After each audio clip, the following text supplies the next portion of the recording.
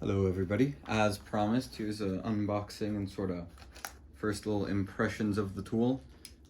This camera angle's kind of weird. I got y'all set up on a roll of duct tape because I don't really have a tripod or anything, but let's get into it. First things first, the sheath, quite nice. I saw this mentioned once earlier in the comments of the Indiegogo, but there is a little pocket there which fits the sleeve a bit, which is thoughtful, and it appears to be a nice leather. I'm sure it's going to break in nicely. The meat and potatoes of it all, the tool. So let's get this in frame.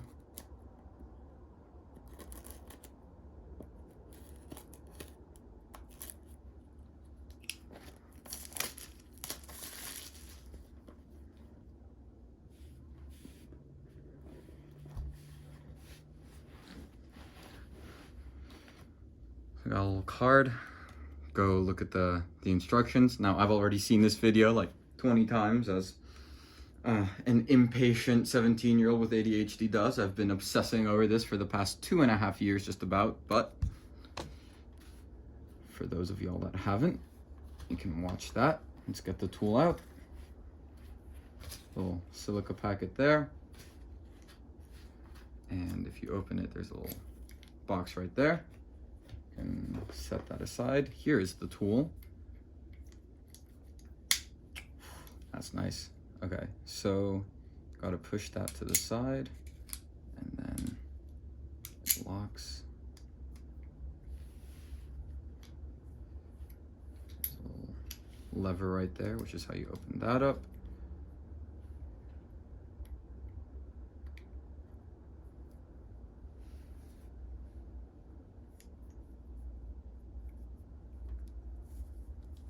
So to open the pliers, push down there, and then those separate. And there are your pliers, spring loaded.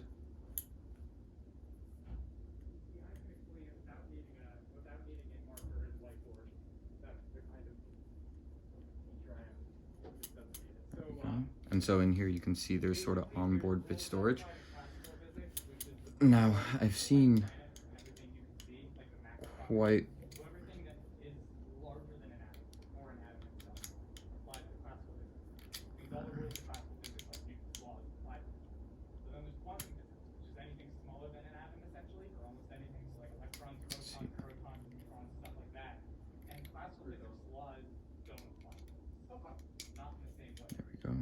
So then close the plier head. I don't know if y'all see this, but that little spring detent right there, once you do that, that's actually locks the tool closed. And pull the lever again. And it's closed. Now, there's the knife. That's nice. Okay, let me...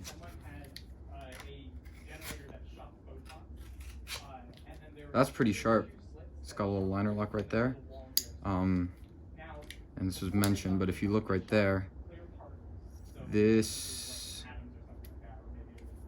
that screw right there, that lets you adjust the action of that. And another thing, which I quite appreciate about this tool, is that it's all internally serviceable. So if you look, it comes with a Phillips bit and a hex bit, and that fits these bits, or these screws and those screws. So you can work on the tool with the tool itself, which I think A, is quite clever, and B, is quite nice. You can see there's little bushings there with everything, so that's nice. Now I've seen a lot of comments regarding bit retention, so let's see how that is.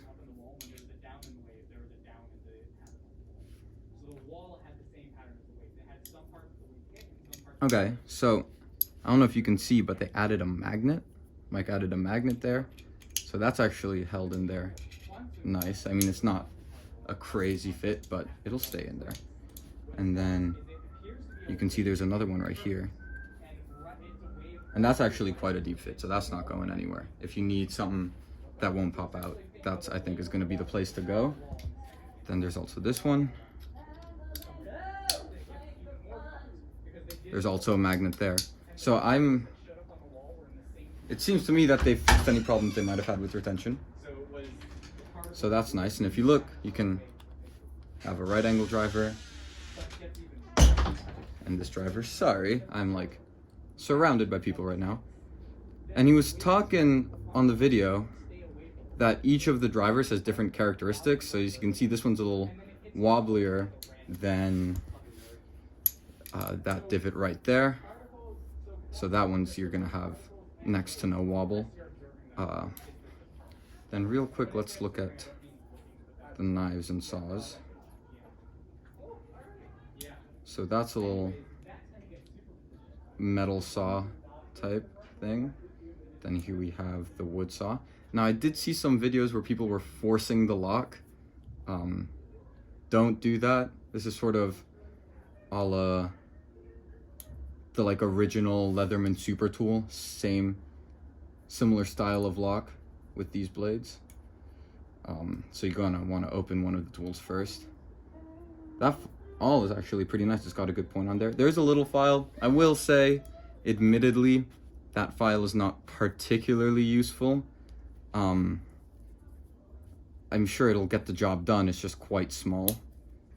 But also, I don't use a file that often, so it's not that huge a deal for me. But if it's some for you, then a thing to consider.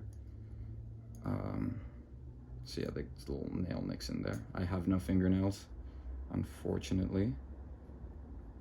So I seem to be struggling with that. Yeah, that's the unboxing.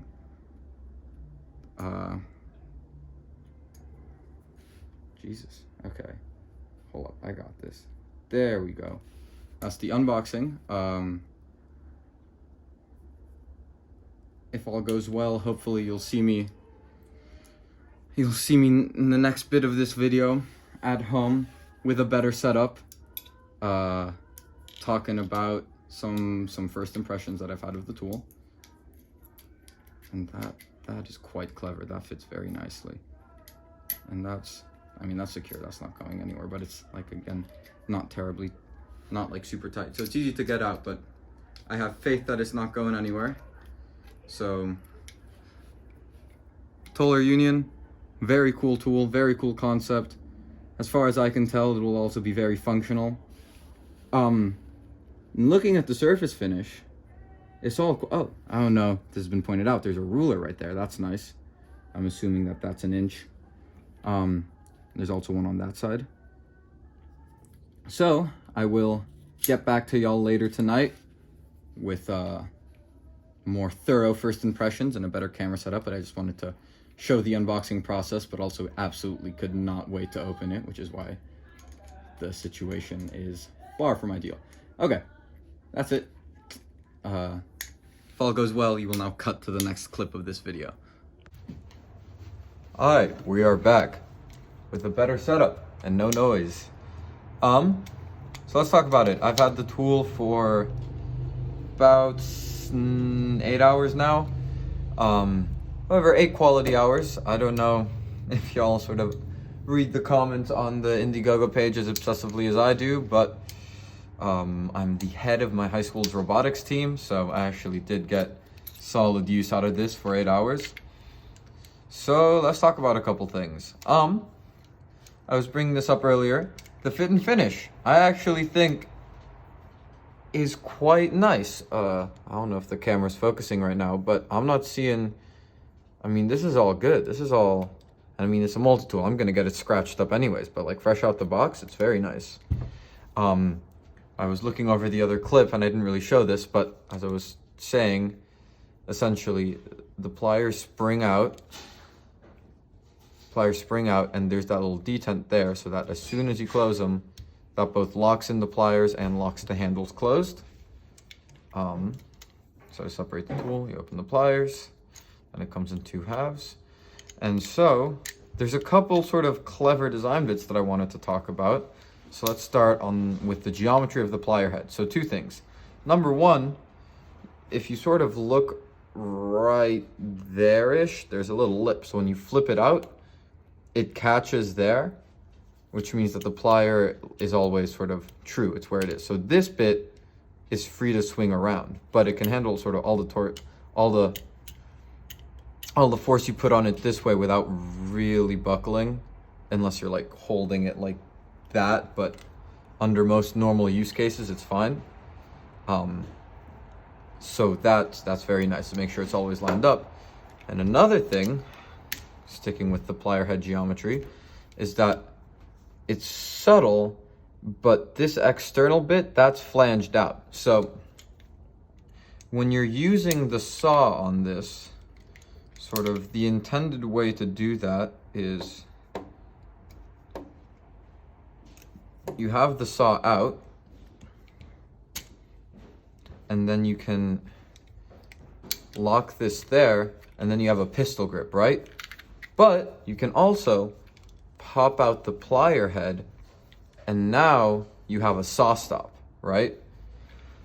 But if you look, that flange there makes it so let me close up the saw real quick.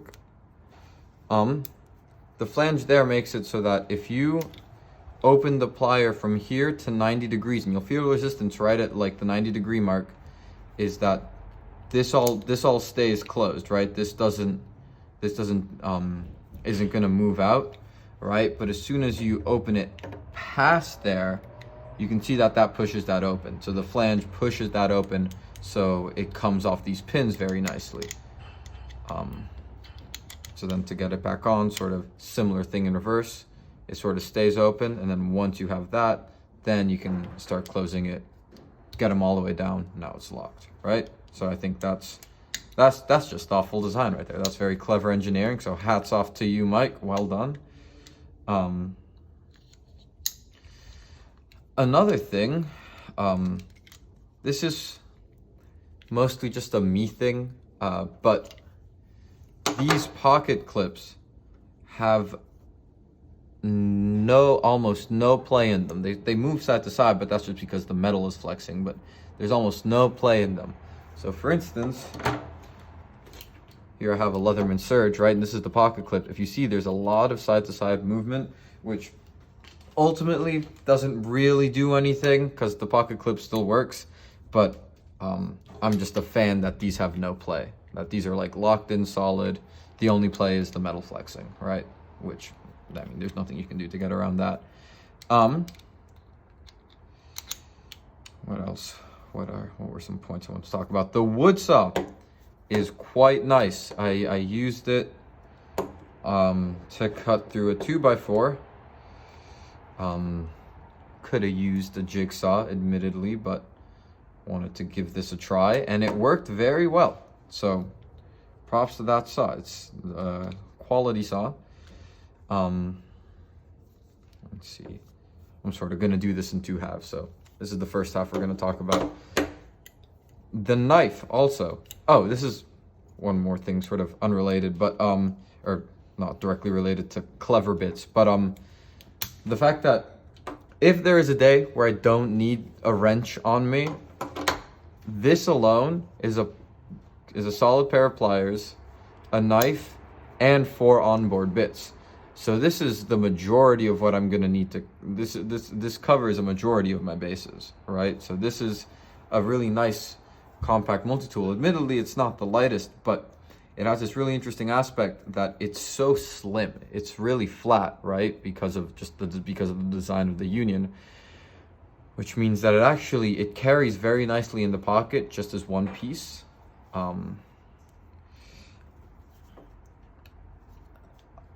So some more sort of thoughts on this. The pliers, admittedly, are nothing crazy. I mean, like I said, I have my Leatherman Surge here. Just like immediately you can see the difference in them. But I kind of think that's not the point. I've been carrying the Leatherman for a while, and it's a great multi-tool, and very functional, works very nicely. But this is sort of designed, I don't know if old school is the right word, but like I have not opened a can in 5 years. I truly don't need this tool, right? When I reach for a multi-tool in my pocket, what I want to have is a really good set of drivers, is the ability to tighten bolts, right? This right here, to me, is a much more specialized multi-tool. Not in the sense that it's for any one specific task. I mean, like, I'm sort of a nerd for Leatherman, so it's not going to be something like the Mutt or the Signal where they're specialized to one thing, but specialized in the fact that a lot of sort of other multi-tools are generalists, right? This right here, this is great for robotics, for instance, right? I'm building a robot. I don't know if anybody who has bought this tool is also an FRC, but if you are, Team 5700, so the Cyber Dragons, we're killing it. Let's go.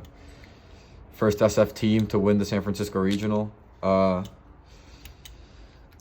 this is going to be great for applications like that. If you're working with a lot of bolts, if you're working with a lot of screws, motorcycle maintenance, that's something that I would get great mileage with this tool out of.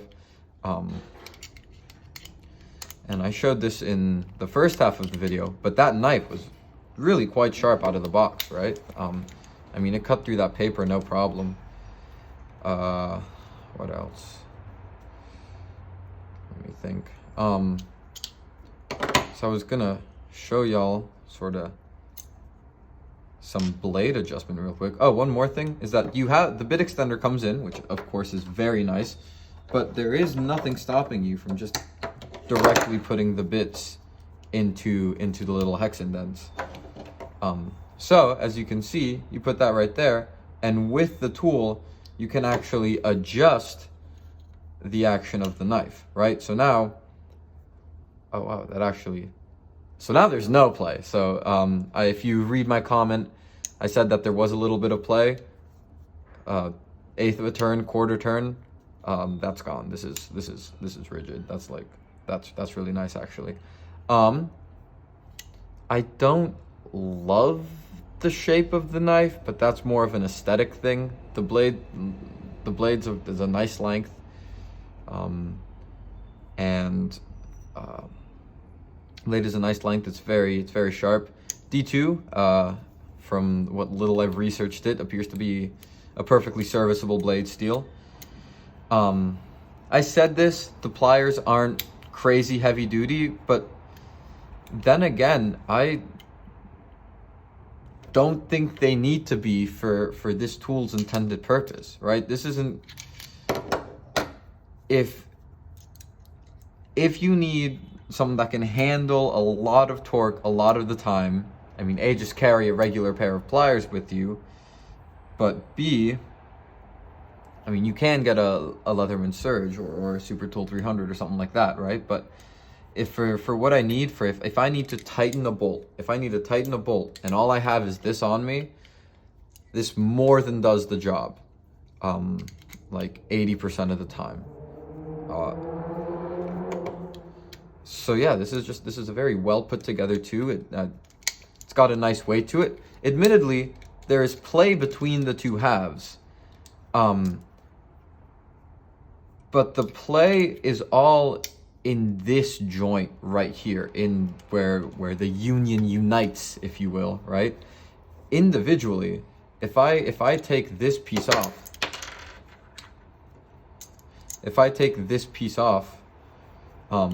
that actually is something I noticed. The bits, they don't fall out that often, but you definitely want to make sure to push them in a little bit past flush. Otherwise, I've had it come out once or twice. Not a huge deal. Just make sure you push them in. But the blade on each individual half, these pliers, very nice. So there's like no play in them here. I got a Leatherman Charge. I'm a real nerd, I told you.